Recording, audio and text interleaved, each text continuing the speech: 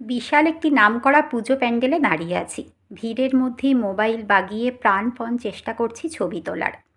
সেই সময়ই ছেলে মেয়ে একদিকে দৃষ্টি আকর্ষণ করলো আমার। দেখি এক ভদ্রলোক ভিড়ের মধ্যেই ভিডিও কলিংয়ে ব্যস্ত। দেখে বিরক্ত হওয়ার আগেই শুনতে পেলাম ভদ্রলোক বলছেন, এই দেখো বাবা প্রতিমা, এই দেখো প্যান্ডেলটা কেমন সাজিয়েছে।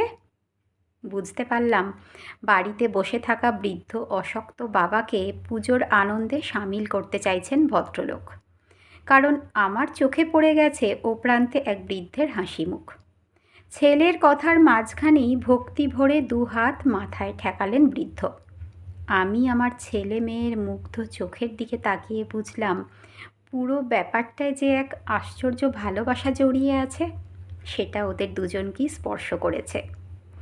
মায়ের হাসি মুখের দিকে তাকিয়ে তখন আমি মনে মনে বলছিলাম, এরকম ভালোবাসার দৃশ্য দেখতেই কি প্রতি বছর স্বর্গ থেকে মর্তে নেমে আসো তুমি মা?